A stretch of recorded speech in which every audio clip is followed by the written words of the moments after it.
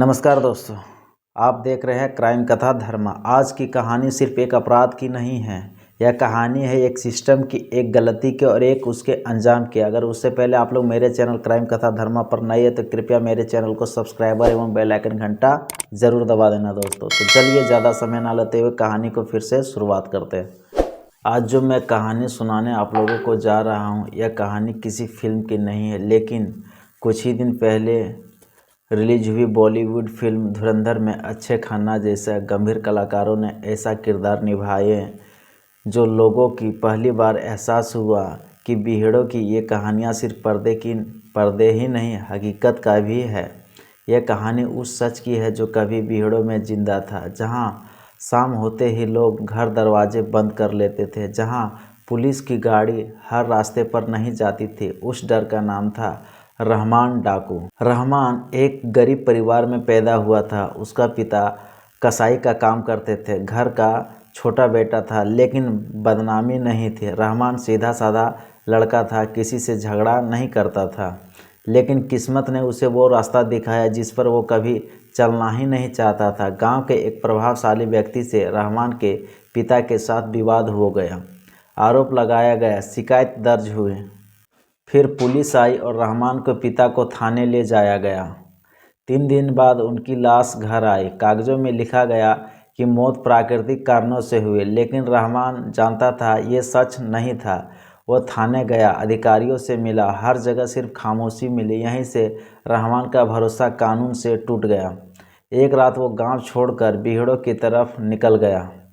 बीहड़ों में ऐसे लोग थे जो पहले से अपराध की दुनिया में थे। शुरुआत में रहमान सिर्फ सुनता था, सीखता था, लेकिन जंगल में कमज़ोर की कोई जगह नहीं होती है।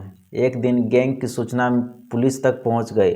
भागदौड़ मची, फायरिंग हुई और उस अफरा तफरी में रहमान ने पहली बार गोली चलाई। उस गोली के बाद वो कभी फिर पीछे नहीं लौटा। धीरे धीरे उसका नाम फैलने लगा। आज रात रहमान आएगा। लोग डरने लगे, दरवाजे बंद होने लगे। वो ज़्यादातर ठेकेदारों और माफियाओं को निशाना बनाता था। गांव वाले को नुकसान वो बिल्कुल भी नहीं पहुंचाता था। कुछ लोग उसे छुपाने लगे, लेकिन पुलिस के लिए वो अपराधी ही था। एक रात पुलिस चेक पोस्ट पर अचानक सामना हो गया। भागते वक्त एक गोली चली, एक जवान शहीद हो गया।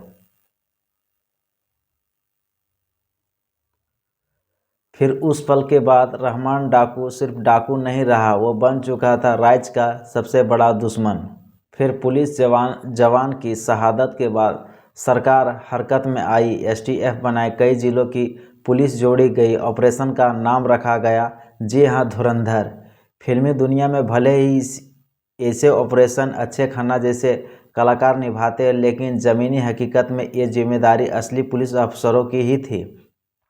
आदेश साफ था, कई निर्दोष ना मरे, अपराधी पकड़ा जाए। पुलिस सीधे जंगल में नहीं घुसी। पहले रहमान के नेटवर्क को तोड़ा गया। खाना देने वाले, सूचना देने वाले, दवाइयाँ पहुंचाने वाले। धीरे धीरे रहमान फिर अकेला पड़ने लगा। जंगल में उसे सब समझ में आ रहा था, लेकिन अब लौटने का रास्ता बंद भी हो चुका था। कई महीनों बाद एक पुख्ता सूचना मिली। लोकेशन तय की गई कि सुबह का समय चुना गया। पुलिस ने पहले सरेंडर का मौका देने का फैसला किया। लाउड स्पीकर से आवाज़ आई, हथियार डाल दो। जवाब में गोली चली। करीब आधे घंटे तक फायरिंग। जब धुआं छटा तो एक शव मिला। रिकॉर्ड में लिखा गया कि रहमान डाकू मारा गया। अंतिम संस्कार कर दिया गया, फाइल बंद कर दी गई। लेकिन गांव में आज भी लोग उस सवाल को याद करते हैं। कहते हैं कि लाश की पहचान साफ नहीं थी, डीएनए रिपोर्ट कभी सार्वजनिक नहीं हुई, कुछ फाइलें आज भी बंद है। कानून ने अपना काम किया, एक अपराध अपने अंत तक पहुंचा। लेकिन अगर समय पर इंसाफ मिलता तो शायद क्या एक डाकू पैदा ही नहीं होता, क्योंकि हर अपराधी पहले एक आम इंसान होता। जब उसके जीवन में दुख, कष्ट या कहीं से मुसीबत आता तो ही एक आम इंसान वो गलत राह पर चलता है। तो रहमान डाकू के बारे में आप लोगों की क्या राय है दोस्तों, हमारे कमेंट बॉक्स में ज़रूर लिखें। तो मिलते हैं एक नई स्टोरी के साथ एक नए वीडियो में। तब तक के लिए जय भारत, जय हिंद। थैंक्स फॉर वॉचिंग दोस्तों।